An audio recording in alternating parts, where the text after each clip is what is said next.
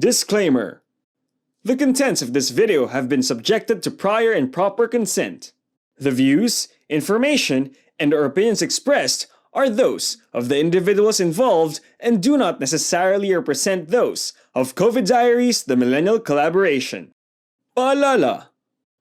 Ang mga nilalaman ng video na ito ay pinahintulutang gamitin ng may-ari. Ang mga pananaw, impormasyon, o mga opinyong ipinahayag ng mga individual na nakibahagi rito ay hindi sumasalamin sa COVID Diaries, the Millennial Collaboration. My name is Brother Sellner. I'm a Salle Brother from the U.S., but I've been in the Philippines now for about 21 years.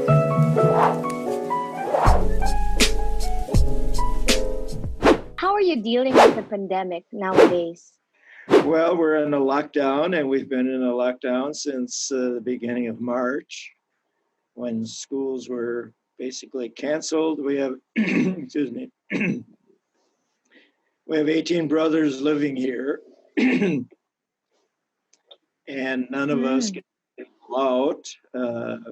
We have two brothers that go out shopping and getting food and medicine.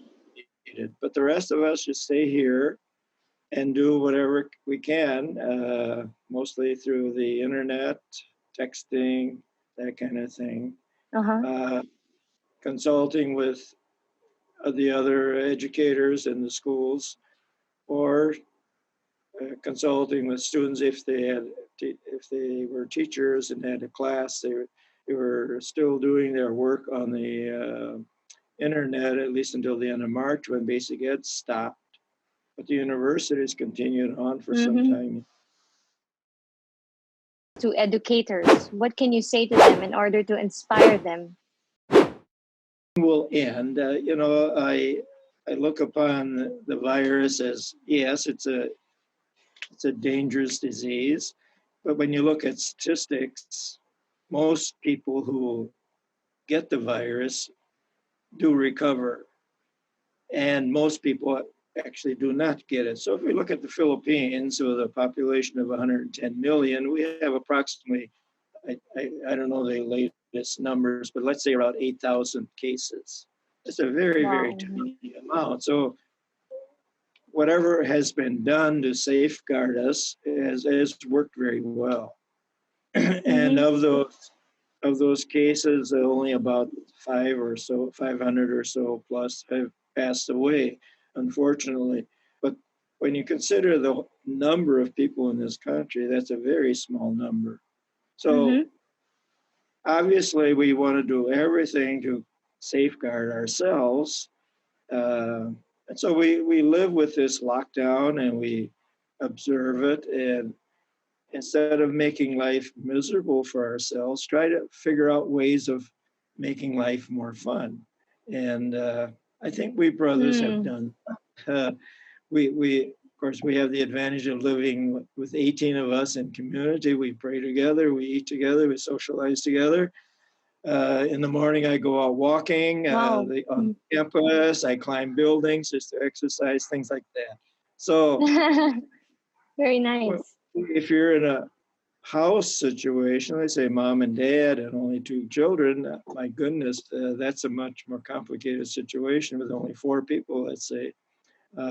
What do you do to remain sane over all this lengthy period of time? Totally agree. And how about your message to students, brother? What would that be? Well,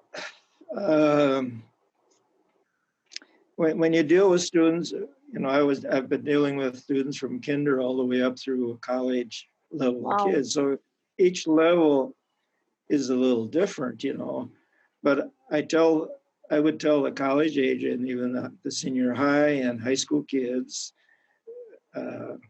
you're not in school, and yet your education is being lost if you allow it to be lost. You haven't been in school since March. Obviously, April and May, at least in basic ed, is our vacation time. But next month, we're supposed to start again. It doesn't look like we're going to. It doesn't look like we're going to start until September.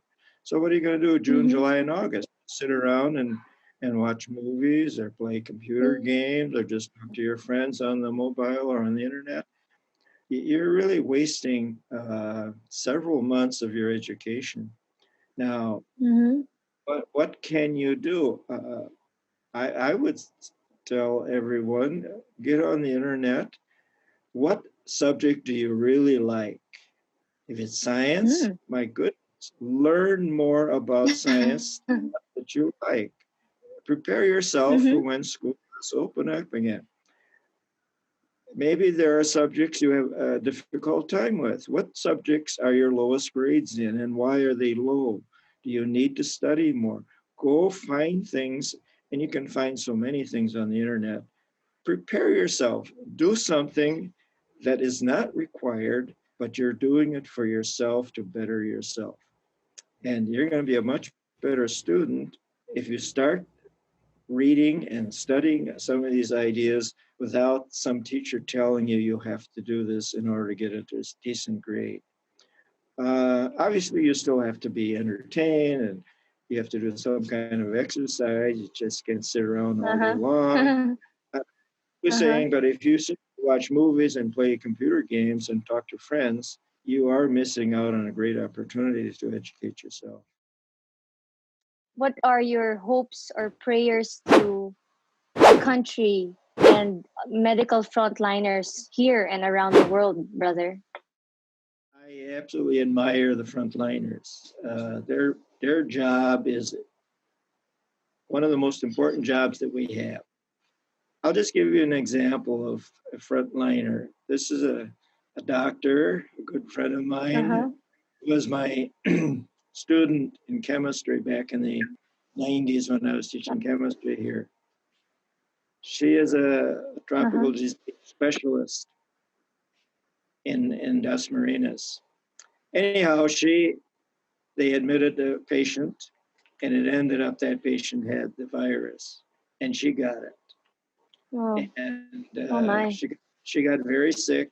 And while she was in the ICU, her mother-in-law got sick and was in the same hospital. So she was actually directing what to do for her mother-in-law, even though she couldn't go visit her. The mother-in-law, of course, succumbed to the disease and passed away. Now she had this problem, and her father-in-law, couldn't even see her. There was no funeral, and eventually she recovered and went home and was home for a 14-day quarantine. But when she Mm-hmm. was home, her neighbors really didn't want her in the area, so they came around and cordoned off her home, putting up ropes and so forth, and insulting them from outside and so forth. She had to go through all that.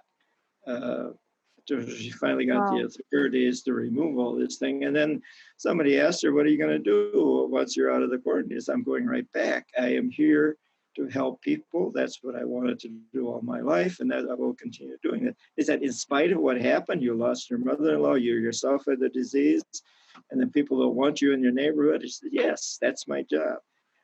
That is what I see happening with all of our Mm. frontliners. They risk their lives every day they go to work. You know, Mm.